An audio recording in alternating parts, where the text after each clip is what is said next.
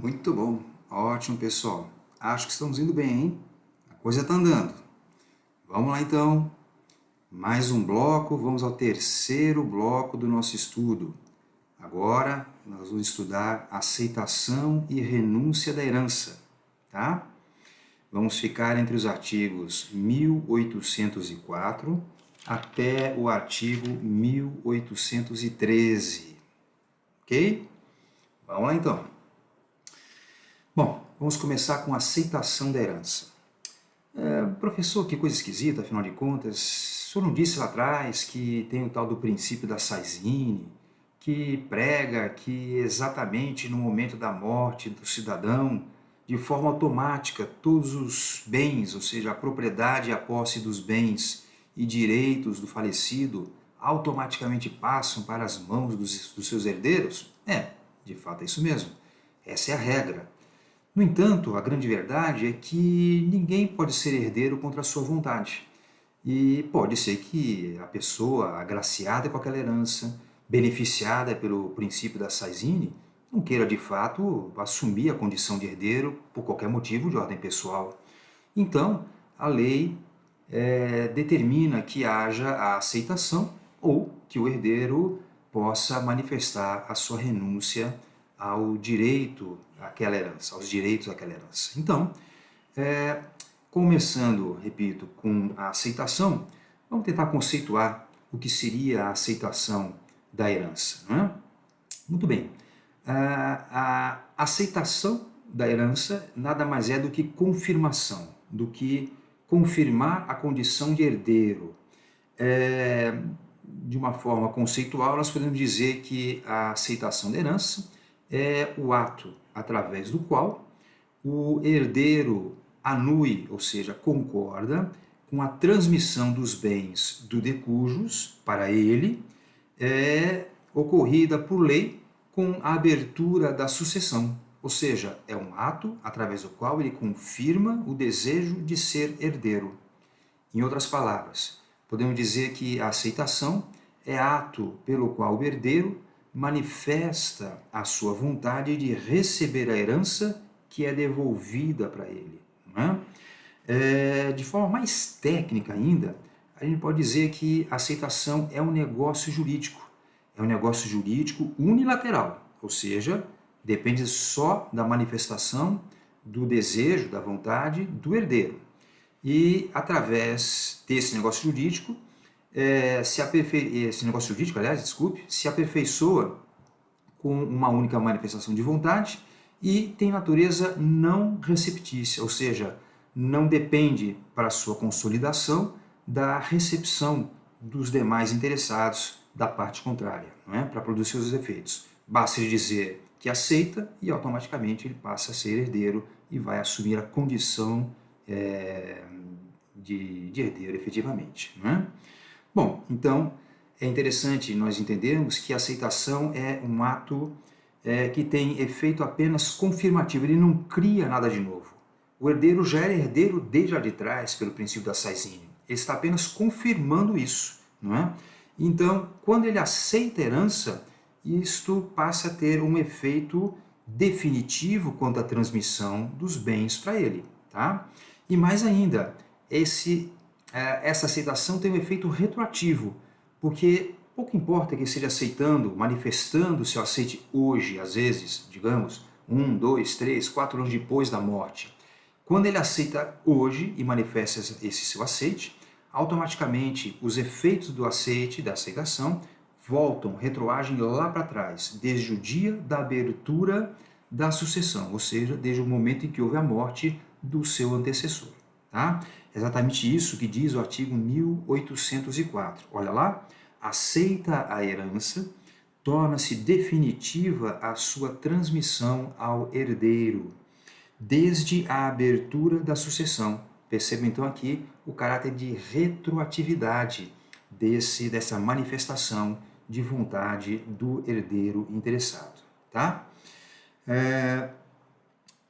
O parágrafo único do 1804 ele destaca o seguinte: a transmissão tem-se por não verificada quando o herdeiro renunciar à herança. Então, a antítese, o contrário da aceitação, é a renúncia. o que então abre o entendimento no sentido de que, se alguém não quer ser herdeiro, basta renunciar aos seus direitos à herança, então ele nada receberá, estará fora da partilha dos bens e do recebimento daquilo que foi deixado pelo falecido, ok? Bom, vamos então aqui ver questão de formas da aceitação. Vamos dividir a análise das formas em dois grupos. Primeiro, a aceitação, vamos verificar a aceitação sob dois aspectos. Primeiro, quanto à forma e depois quanto à pessoa que a manifesta. Então vamos lá. Primeiro, a aceitação quanto à forma se divide em três tipos, em três espécies. A aceitação vai poder ser então 1. Expressa, ou 2. Tácita, ou 3. Presumida. Então a aceitação quanto à forma pode ser expressa, tácita e presumida, ok? Nós encontramos as duas primeiras formas no artigo 1805. E olha o que diz aqui. A aceitação da herança, quando expressa, faz-se por declaração escrita. Então, vejam que a aceitação ela pode ser manifestada de forma escrita. Basta que haja uma declaração inequívoca por parte do herdeiro, deixando claro e inequívoco que de fato ele aceita, que ele concorda ser herdeiro, concorda receber aquela herança, ok? E aqui, essa declaração escrita, pouco importa se é realizada na sua pública forma, via escritura pública, ou no seu modo particular. Pode então ser um escrito pura e simplesmente mais informal, dizendo que ele aceita e quer ser herdeiro, e isto vale para todos os fins de direito. Então, a expressa é aquela que se manifesta através do meio escrito, ok? Não vale aqui em princípio oral, porque dependeria de realização de provas, no sentido de confirmar que houve o aceite verbal, oral, por parte do herdeiro. Então, a expressa requer forma escrita. É a única formalidade. Quanto ao modo desta escrita, ele é amplo. Pode ser público, pode ser particular. Ok? Esse mesmo caput, ele prossegue e diz o seguinte. Quando tácita, há de resultar tão somente de atos próprios da qualidade de herdeiro. O tácito é o silencioso. O tácito é a forma tácita de manifestar, é a forma segundo a qual alguém age e demonstra que quer, demonstra que aceita, mostra que concorda. Mas ele não diz, ele não escreve, ele não manifesta. Mas o seu conduzir, o seu agir, a sua forma de ser e de se conduzir, dá a entender que ele quer aquilo, dá a entender que ele aceita a condição de herdeiro. Ou seja, ele não disse que aceita, também não disse que renuncia, mas ele se investiu na condição de herdeiro e passou a morar na casa que era do falecido, passou a ocupar os bens utilizando o carro que o falecido deixou, administrando tudo aquilo de uma forma tal que dava a entender que era dele ou que como se dele fosse, e portanto ele quer e aceita a condição de herdeiro. Isto é o tácito, ok? Agora, o próprio artigo 1805 ele destaca um detalhe. Pera lá. É o agir que leva a entender que ele quer. É silencioso, ele não diz às claras o que quer, mas ele manifesta-se através do seu modo de agir e de ser. Muito bem. No entanto, o parágrafo único destaca: não exprime aceitação da herança os atos oficiosos, ou seja, aqueles que a pessoa tem que fazer obrigatoriamente porque está na condição numa condição tal que ele é levado a realizar aquele ato, mas sem querer dizer com isso que ele quer a condição de herdeiro. Como, por exemplo, o próprio dispositivo diz, o funeral do finado, e os atos meramente conservatórios, ou os de administração, ou de simples guarda provisória. Ou seja, o tácito depende de uma manifestação no agir que não deixa nenhuma dúvida no sentido que ele quer. Não são atos simples, oficiosos, como diz o termo da lei, no sentido de que aquilo é algo simplesmente que está nas mãos dele. Olha, está ali com bem, ele vai lá e paga um tributo, paga o IPVA do carro, ou paga o IPTU da casa, mas não está manifestando com isso, e só por isso, que ele quer ser herdeiro. Então, atos corriqueiros, atos mais, não digo banais, mas mais simples e que são induzidos pelo dia a dia, pela normalidade da forma de agir, isso não implica em aceitação tácita. É preciso mais do que isso. É preciso que o agir leve a compreender que de fato ele aceitou ser herdeiro. Aí então se dá a aceitação tácita, ok? E o parágrafo 2º ele arremata com um detalhe interessante.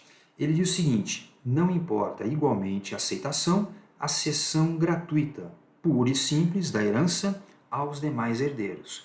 Porque tem herdeiro que faz o seguinte: olha, é o seguinte, eu aceito, mas eu estou cedendo tudo que é meu para os meus irmãos que são herdeiros também. Eu não quero ficar com nada, fica tudo para eles, não é? Então, na verdade, a lei destaca esse detalhe do parágrafo 2º para levar a entender que esse tipo de atitude, ou seja, abrir mão do que é seu em favor dos demais herdeiros, isto não é aceitação. Isso, na verdade, é renúncia. E mais ainda, é uma chamada renúncia abdicativa. Ele abdica da condição de receber aquilo que viria às suas mãos. Abdica da condição de herdeiro. Ok? Muito bem. Prosseguindo então, temos a terceira forma de aceitação, o terceiro modo de aceitação quanto à forma, que seria finalmente então a presumida. Nós vamos encontrar a aceitação presumida no artigo 1807. Olha, ali está dito o seguinte, que o interessado em que o herdeiro declare se aceita ou não a herança, poderá, 20 dias após aberta a sucessão, requerer ao juiz prazo razoável, não maior de 30 dias, para nele se pronunciar o herdeiro sob pena de haver a herança por aceita.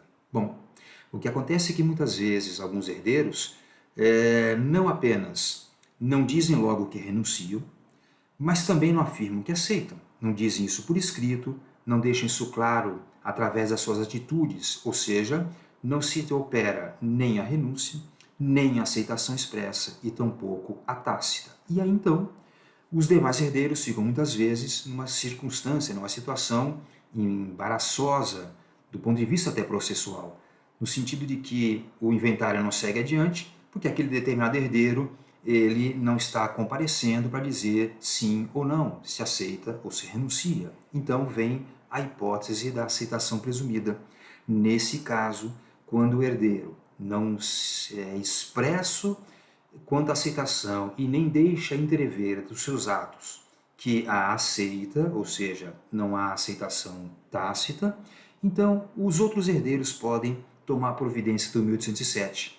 Então eles pedem ao juiz para que fixe um prazo razoável, que não deverá ser maior de 30 dias, para que aquele herdeiro que não diz nem sim nem não, ele compareça e se pronuncie, compareça e diga se aceita ou renuncia. Ora, nesse caso então, diz a lei, se houver silêncio por parte desse herdeiro após ser convocado pelo juiz para dizer se aceita ou não, se ele ficar silente, se ele não falar nada, se ele ficar inerte, então esta sua inércia implicará em aceitação. Não renúncia, aceitação, ou seja, o beneficiará. Ele continuará na condição de herdeiro. Tá?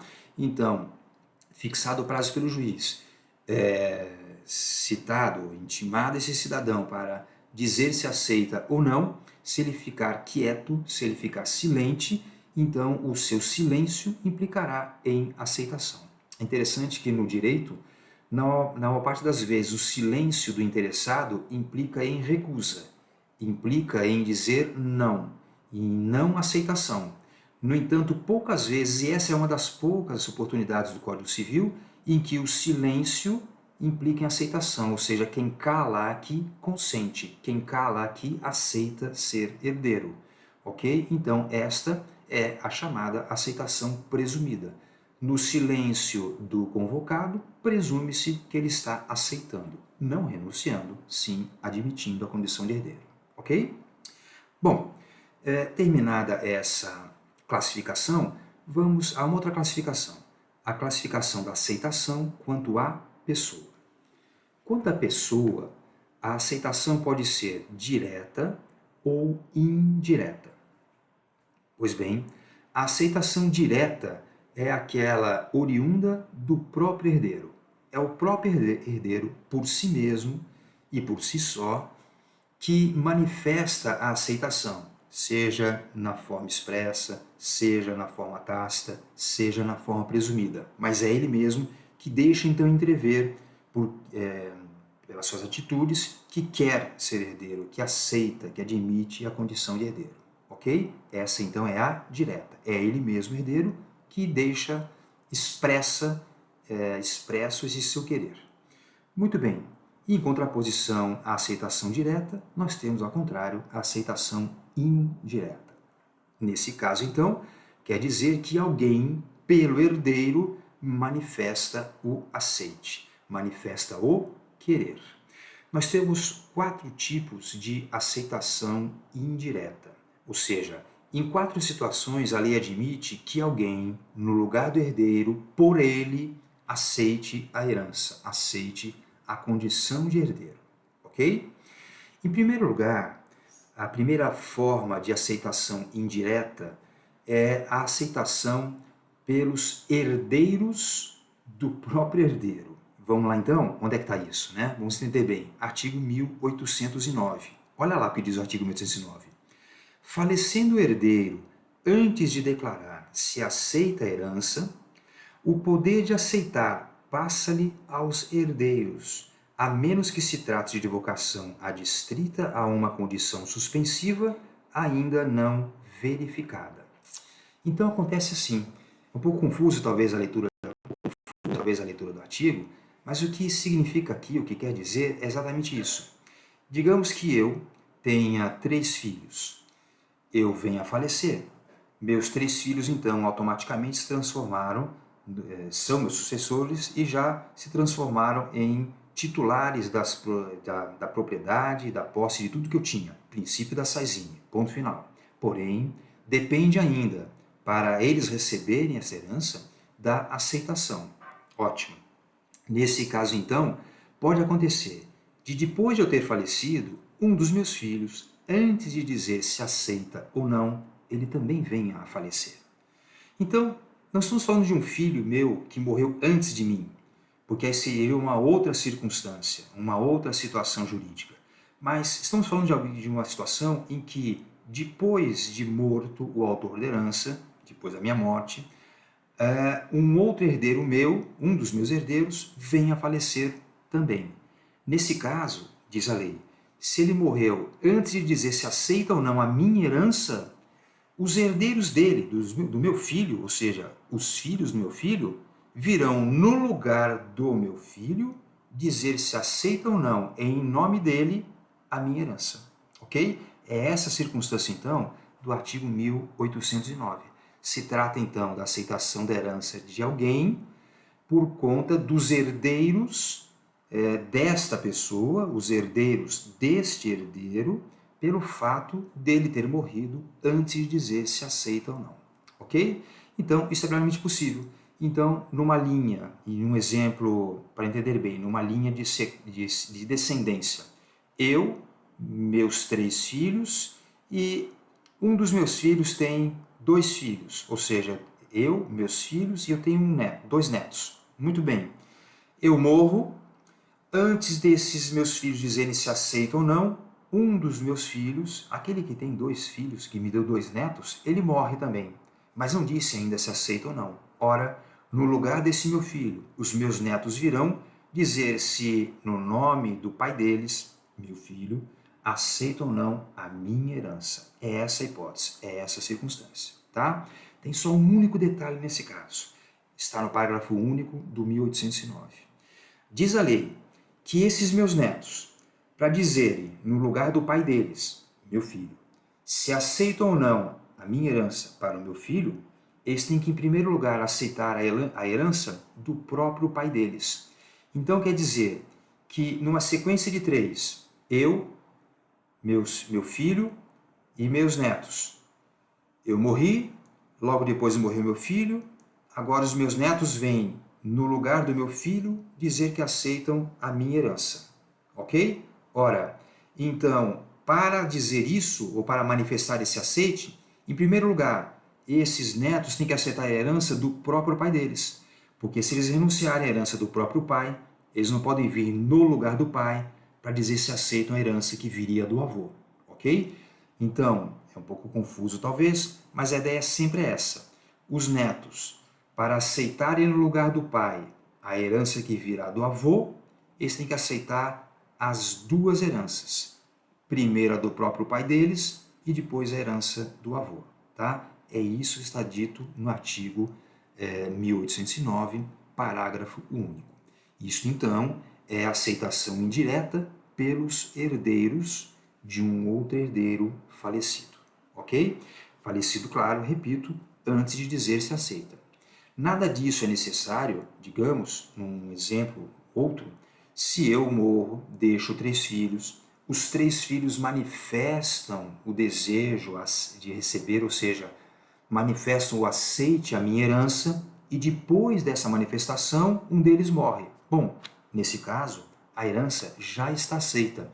Não precisa de mais nada, já está resolvido. Ninguém precisa vir no lugar deles para dizer de novo que aceita. Ele já disse, ele já manifestou. Então, isto basta, isto é suficiente. Ok? Muito bem. Outra forma de aceitação indireta é aquela feita através do tutor ou do curador.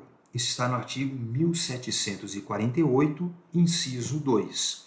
Dada a circunstância do cidadão estar sob tutela ou curatela, se ele se transformar em herdeiro, ele sozinho não pode se manifestar, porque ele está tutelado ou curatelado. Ele não tem manifestação própria de vontade, ele depende de quem o representa. E quem o representa sempre é o seu tutor ou o seu curador.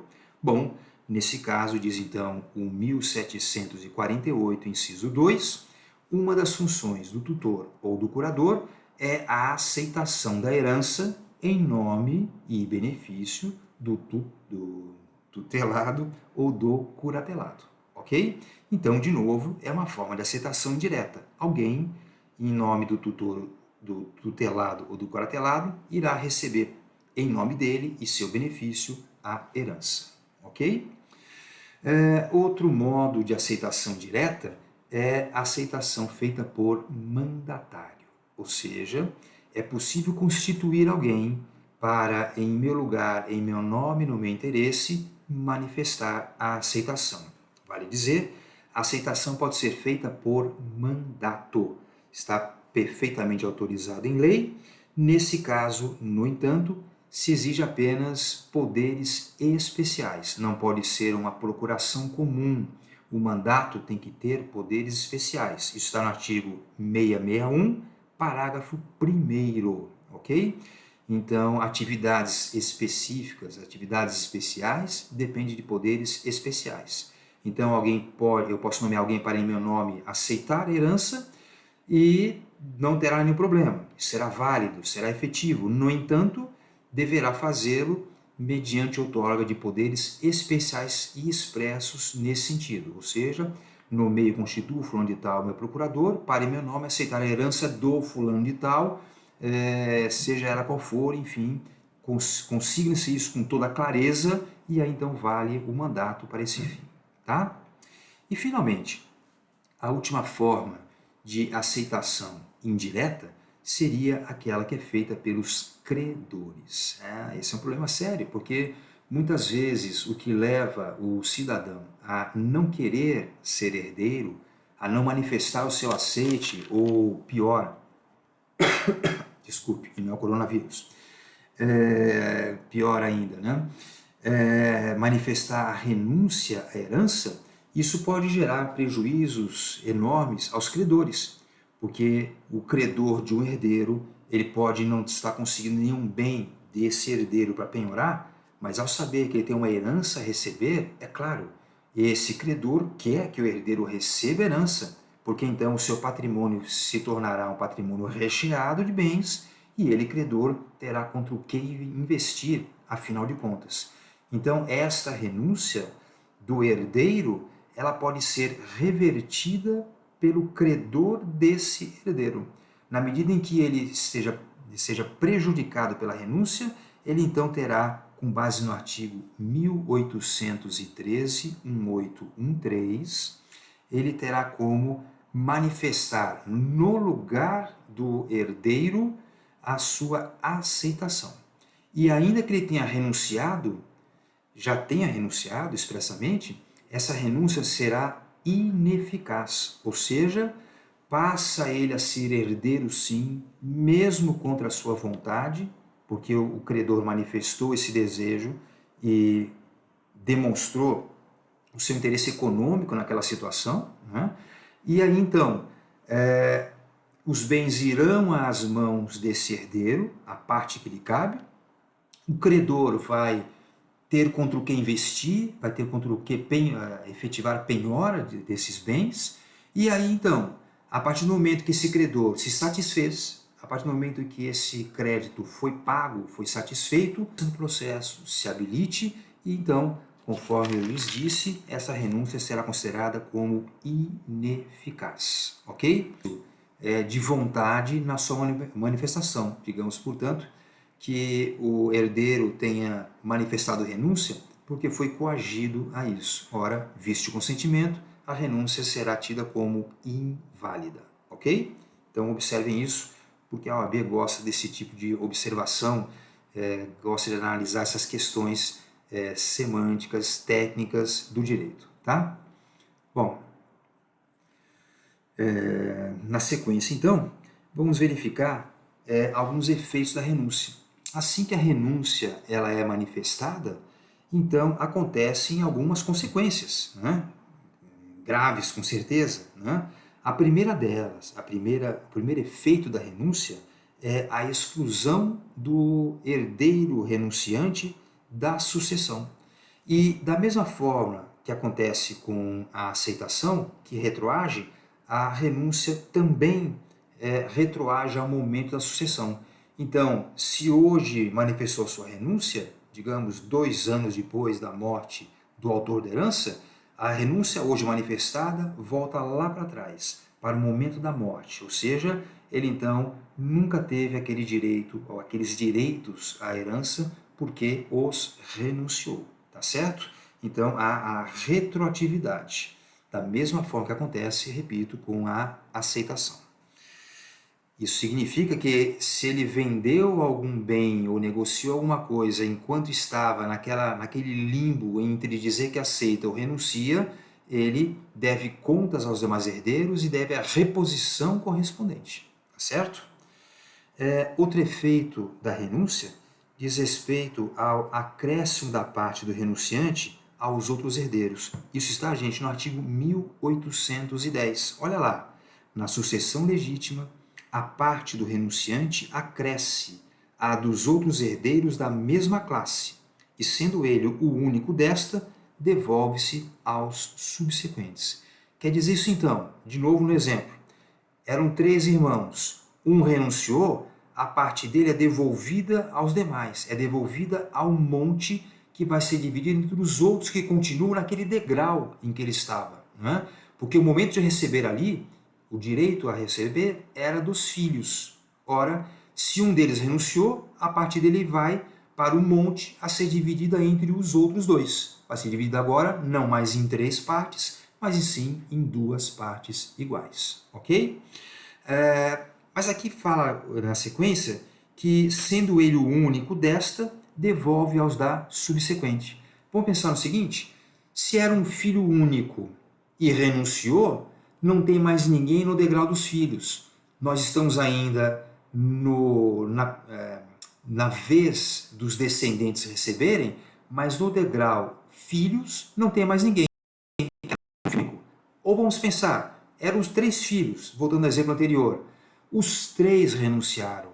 Para quem fica herança, era devolvida para o degrau seguinte, para os que estão na posição subsequente. Lembre-se que eu lhes disse que a vocação hereditária ela implica em graus ou degraus de preferência a receber. Primeiro os descendentes, depois, se não tem mais nenhum descendente, vamos para o degrau dos ascendentes, depois para o cônjuge ou companheiro, e finalmente para os colaterais. Então, se naquele momento dos descendentes, no degrau filhos não tem mais ninguém, porque todos renunciaram, ou um só que ali estava renunciou, então passamos para os seguintes: não tem mais filhos, mas tem netos, então agora é a vez dos netos. A vocação hereditária chegou ao momento dos netos. É disso que fala o artigo 1810, tá certo? Então, quando alguém renuncia e tem mais alguém naquele degrau em que ele está, a parte dele vai para os demais.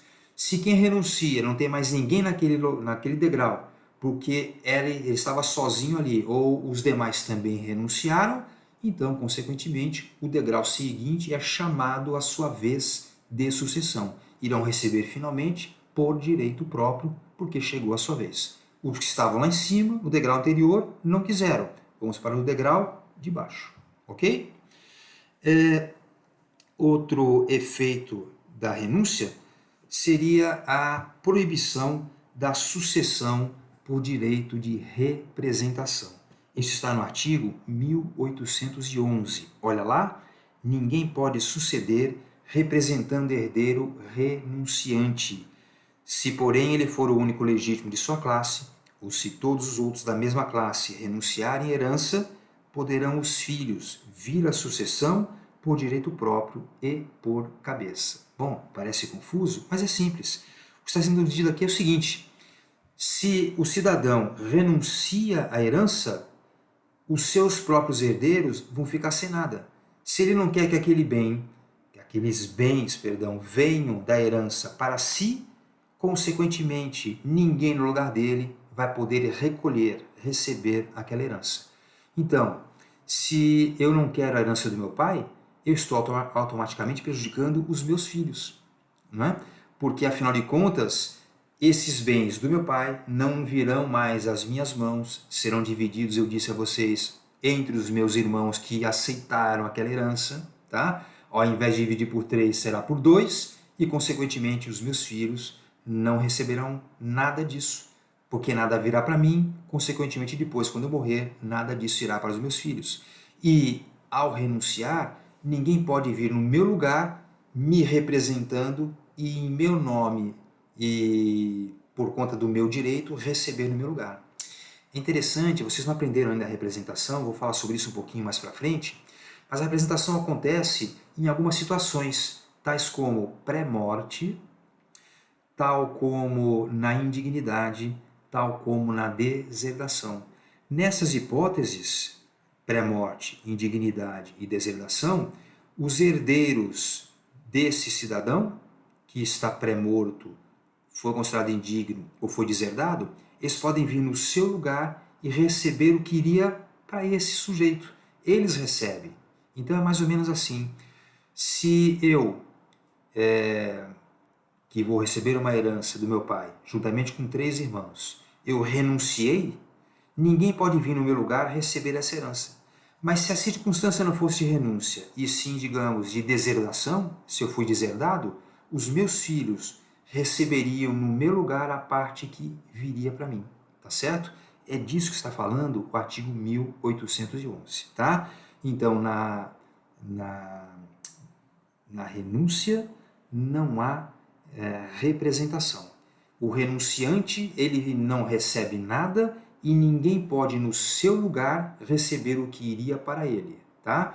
O chamado fenômeno da representação, que eu vou lhes explicar com mais calma depois, é um assunto um pouquinho mais para frente, ela não acontece na renúncia. Gravem isso, é importante, porque tem muitas pegadinhas em questões da OAB e de exames, justamente dentro disso, considerando o renunciante e admitindo a possibilidade de alguém no lugar dele receber por representação. Renúncia implica em afastamento de representação. Renunciou, a parte do renunciante não vai para ninguém, senão para os outros herdeiros que estão na mesma condição, na mesma posição. Ok? Basicamente é isso então. Só lembrando aqui para fechar, de novo o artigo 1812, lembrando a vocês que a renúncia, igualzinho à aceitação, é irrevogável. Renunciou, isso é retratável, não volta atrás. Gente, muito obrigado pela paciência, foram 3 aulas aí seguidas, né? Somamos aí 1h30, 1h40 de aula, foi uma maratona, mas eu desejo a vocês boa sorte, um bom descanso e vamos embora lá tirar as dúvidas que surgiram a partir das explicações à distância que eu lhes dei. Muito obrigado, um abraço carinhoso, um beijo no coração de todos e até a próxima aula.